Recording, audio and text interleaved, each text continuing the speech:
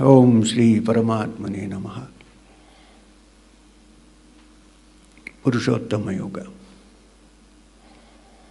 It is very interesting. Before we started, don't worry, we'll deal with this slowly. Don't think this chapter is not even taking one stanza, so where are we going? We have only 2 days here, 3. Before we started, we said something about sometimes to understand this truth, you have to turn things upside down. Very interesting. The 15th chapter starts with a description of an upside down tree. Traditionally, in the ashrams in the Himalayas, you cannot eat a single morsel of food without chanting the whole chapter. So all brahmacharis pick up fast because they have to eat, right? So, Sri Bhagavan Vacha, so said Krishna. Or, so said the Supreme Reality. Let's put it in different ways and check. Or so said Vyasa, through Krishna. Where is that? Oh yeah. Urdhvamulam athashakam ashwattham prahuravyayam chandamsi yasya parnani yastam vedasa vedavit. I am keeping the book for reference, in case I go wrong. So, Urdhvamulam athashakam ashwattham prahuravyayam chandamsi yasya parnani yastam vedasa vedavit. What does that mean? It means, the Lord said, the scriptures speak of the eternal Ashwattha tree. Now, Ashwattha is the Peepal Tree. That's why our school is called the Peepal Grove. The Lord said, the scriptures speak of the eternal Ashwattha tree, the eternal Peepal Tree, under which the Buddha also sat. The world tree.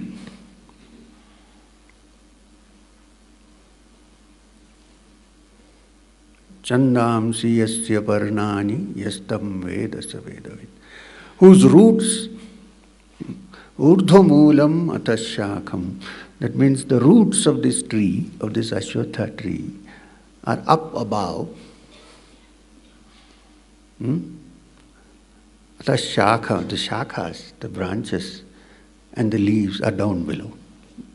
Have you seen such a tree anywhere? Usually the roots are down and the branches are up. Here is a tree where the roots are up and the branches down below. We can't see such a tree anywhere here. I'm going to say that we can see such trees everywhere. Now, there are, I think, including me, 500 trees like that here. We'll come to that later. The roots are up above and the branches down below. In the cosmological sense, it means the roots are that which is beyond the understanding of the senses, and the branches and the leaves are those what we see in this world, what the senses show us. This is the Ashwattha tree. And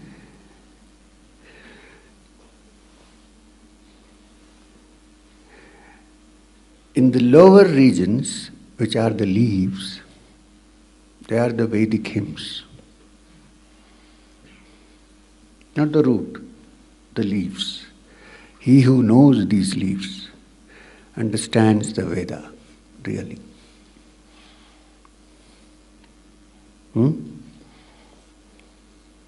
What was that? Chandamsi yasya parnani yastam vedasa vedavit. One who understands these leaves understands what the Vedas are talking about.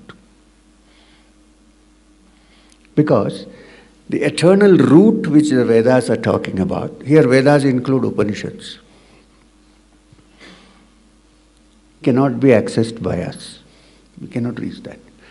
Ordinary mind cannot touch it. The sense organs cannot touch it. What can the sense organs and the ordinary mind touch? What we see here, leaves. And to understand these leaves is to understand the Vedas. Because there is no way you can directly understand the Vedas. You can only see the leaves. When you have keen understanding of the leaves, which means the material world, the mental world, the mind, the sense objects, the pleasures, the pains, all that we go through, these are the Vedas. If you understand that, you can. Then you will understand that beyond this is the root, which we cannot access through the ordinary mind or the senses. But perhaps when the mind is completely quiet, you might see what the root is.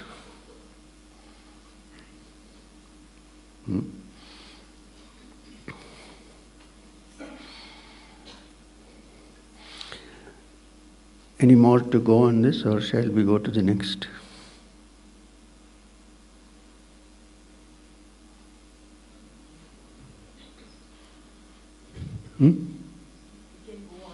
Thank you.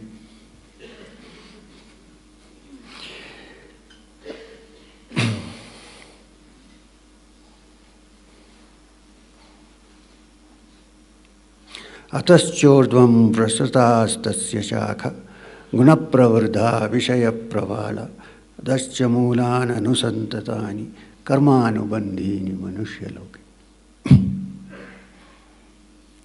Nourished by the gunas. What are the gunas?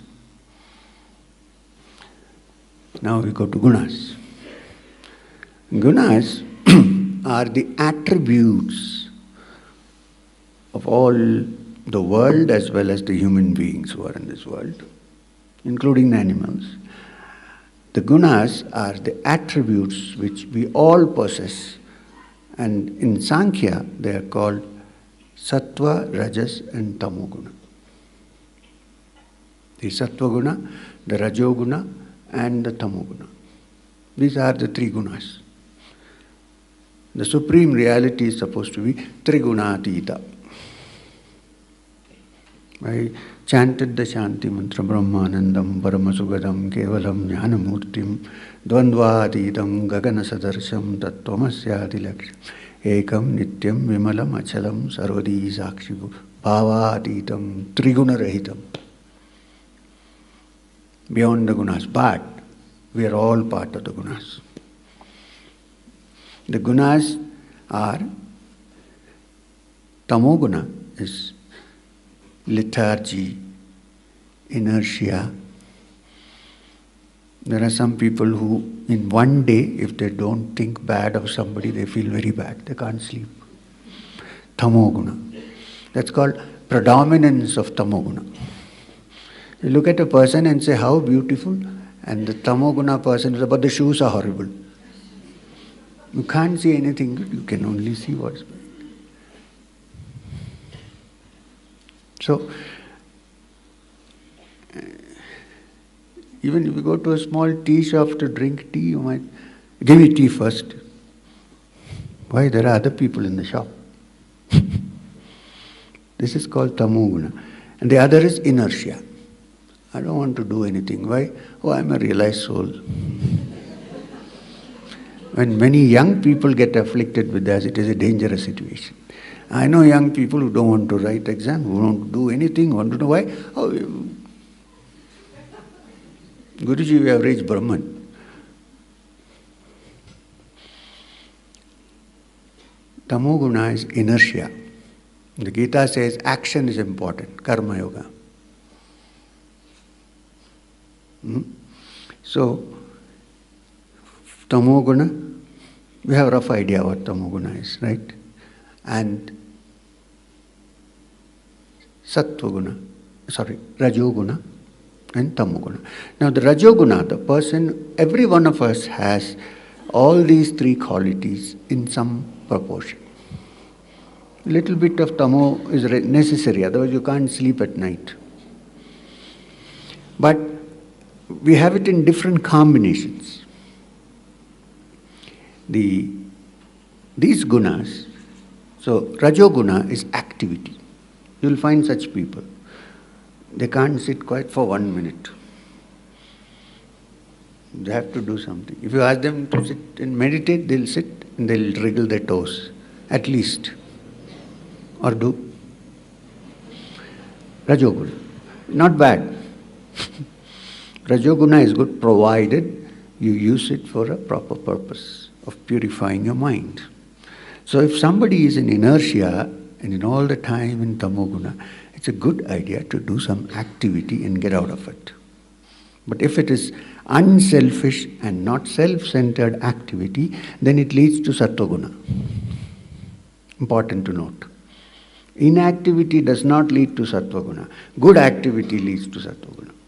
That's why when Swami Vivekananda started the Ramakrishna mission, he said, look, you guys, you can't meditate 24 hours a day. Forget it. If you think you are holy, no, do some work. Serve the needy. He called the needy Daridra Narayana. Serve them. Purify your mind. Then you'll think of what is sattva. Don't think that you have left everything and come here, there is no work. Work is important. Good work. The less self-centered, the better it takes you towards sattva. Then what is sattva-guna? Sattva-guna is, you don't have to remember these words, just the meaning is enough. Okay? Sattva-guna is goodness. Wherever you find goodness. And in the mental state, calmness and quietness and tranquility. Not to be mistaken with sleepfulness.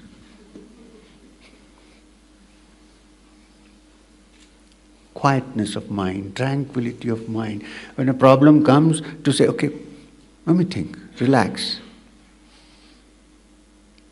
And when you see a person who you think according to your standards, they may be completely wrong.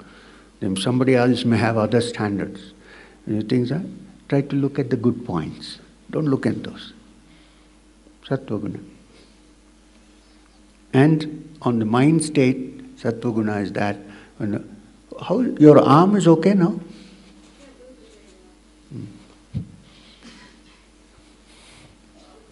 It's to see the goodness of everything that exists, to keep the mind peaceful and tranquil under all circumstances. In some parts of the Gita, this has been nicely discussed. A yogi is one who has reached sattva-guna. For him, praise and blame don't matter. Happiness and sorrow are on an equal footing. Because you can't avoid it.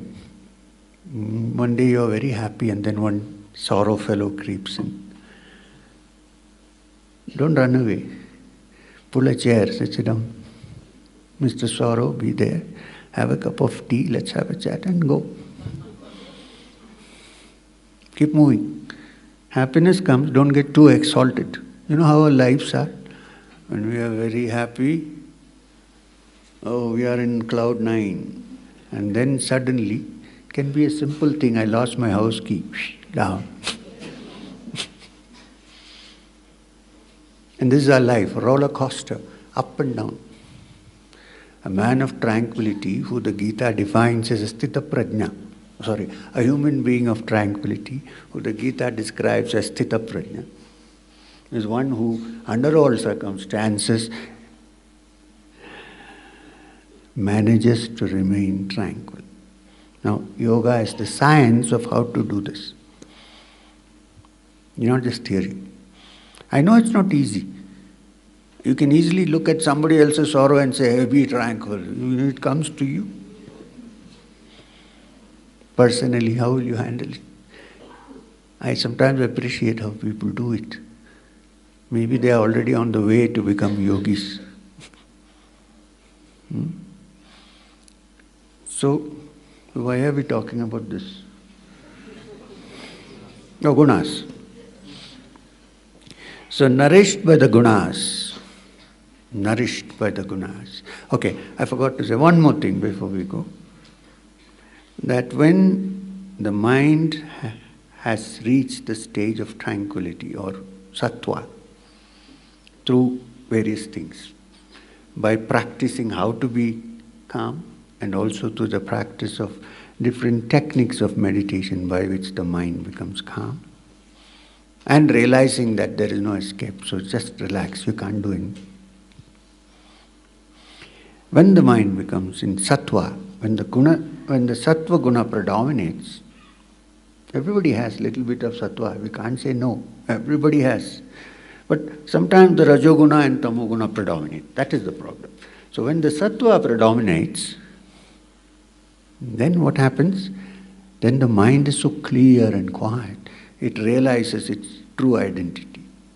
Who am I really?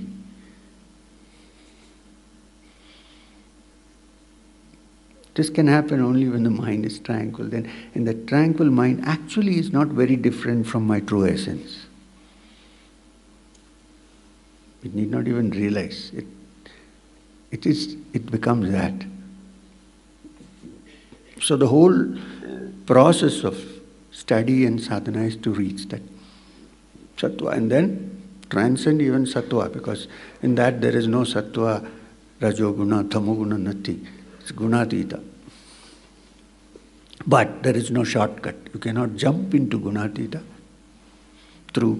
directly from tamoguna.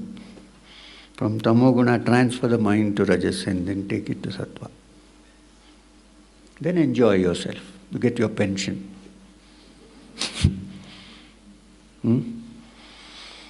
So the gunas. So why I said was guna pravardhva vishaya pravala. So nourished by the gunas and covered, it's a beautiful word, budding foliage of sense organs, of sense objects. Of sense objects, you know what sense objects are. All the objects that attract our senses are sense objects. So caught in these gunas and constantly caught in the budding foliage of sense objects, the branches of this tree spread into regions high and low. And then from there secondary roots come and stretch still further down. And then what happens? Karma anubandhini manushya loke. The humankind is caught in this bondage.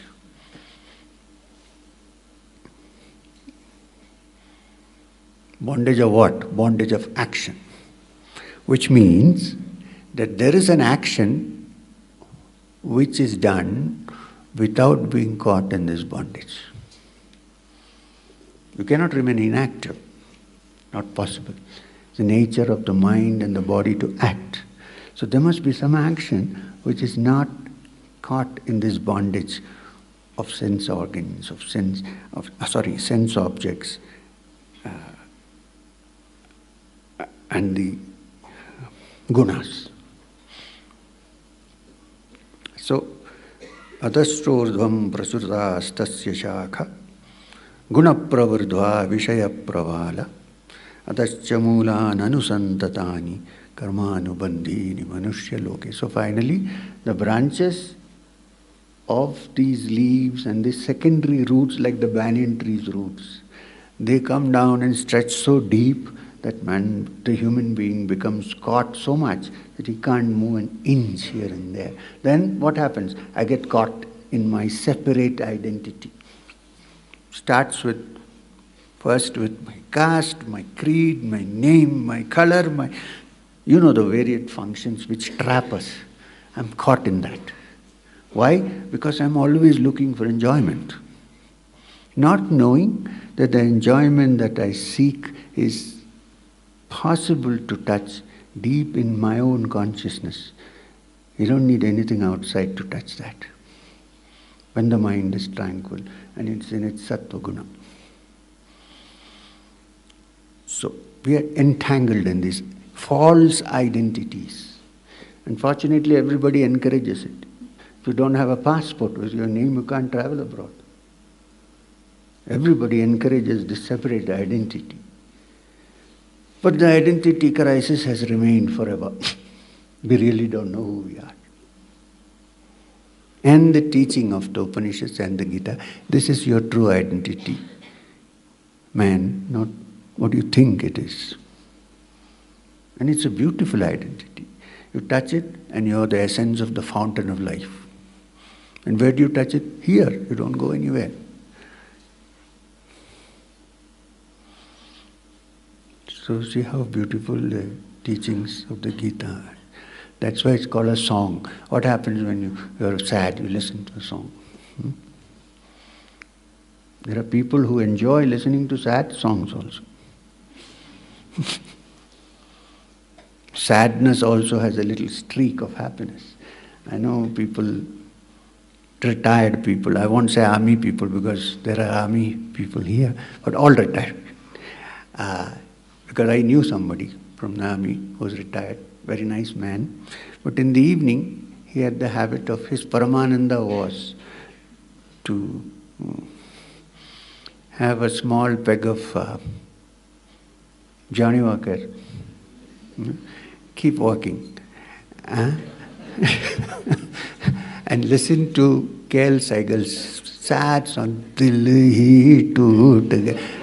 One day I asked him, Brigadier Sahab, why are you enjoying this? Dil Hi Toot Gaya. I said, Tootne do. So even in sadness we try to find some joy. And you know, Dil Hi Toot Gaya, if those who don't know Hindi, it means, oh, my heart has broken. But enjoy it with a whiskey. We are saying enjoy it without whiskey. There is an inner beautiful whiskey which you can find. Not the spirit in the bottle, but the spirit which is within, which is better than the other, which is in the bottle. Why do you think people drink? Because the central nervous system is paralyzed for a while. So you are in bliss. No problems. No, next morning you have problems. That's a different. Hangovers, headaches. Can I divert a little bit and tell you a story?